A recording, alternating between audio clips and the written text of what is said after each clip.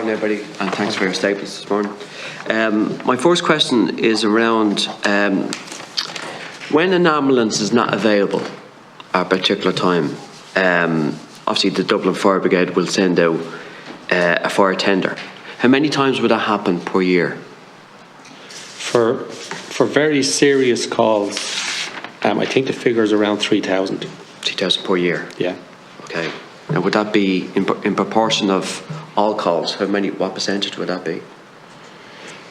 If you take 2021, Deputy, 79,400 incidents approximately DFB serviced, and of that 3,066 incidents where a water tender was mobilised to an incident. I don't have the 2022 comparable figures yet on that.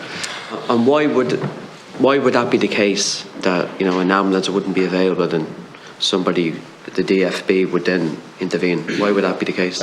I suppose, as you'd be aware from the report, we've a finite number of ambulances and those resources, and when they're tied up, whether that's on a case or at hospital, and we have a life-threatening case where we have no resources in-house, we've contacted the National Ambulance Service and they have no ambulance available, then we will dispatch an appliance who have paramedics and have equipment on board that can treat that patient, pending the arrival of an ambulance.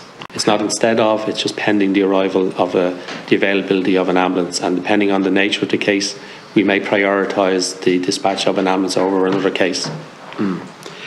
And would this in any way compromise the medical situation that is occurring if there's not an ambulance with the fire tender?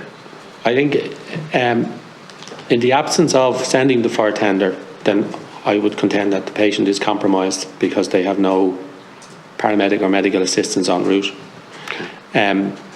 Obviously, the ideal situation is that if a clinical diagnosis made of the patient has been transported to hospital but they have no ambulance, then every delay has an adverse, is likely to have an adverse outcome.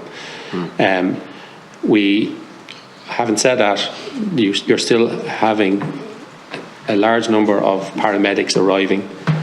Each fire tender does have life-saving equipment on board. So I would have to take each case on its own merit, to be honest. But obviously the ideal situation is that an ambulance is arriving before the fire tender, at least at the same time. Yeah. Okay. But as you were saying, that situation could happen 3,000 times per year. Per year, where that figure would include the response of a fire tender in support of an ambulance which may be en route. Okay.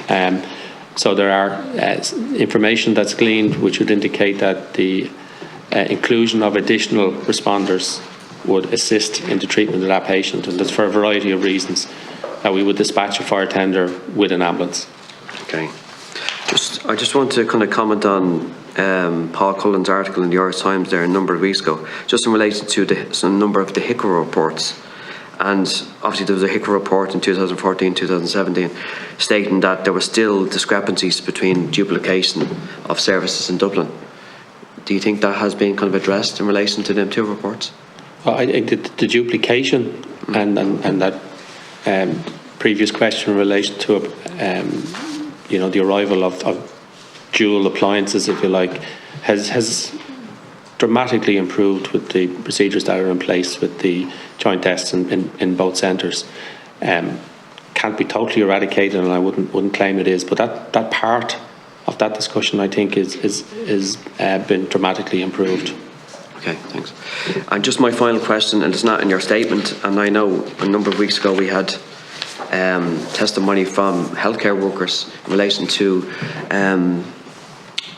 physical and verbal assaults in relation to their workplace, which was absolutely shocking. But in relation to the fire service, in the last number of years, have your members been subjected to that kind of amount of intimidation and violence in their workplace? Certainly, yes. Physical assault as well as verbal assault. We've had firefighters who have had quite serious physical assaults requiring long-term treatment. And I would say the verbal assault, which is much more common, and probably on a weekly basis, is still an occurring issue. We have a number of processes and procedures in terms of our staff and in terms of welfare to help deal with that. And we do use the auspice of our media and social media to try educate the public in terms of the role of the emergency services. And that goes through our social media and actually through our school visits to try get across the idea of intimidation or assaults on emergency workers. Yeah.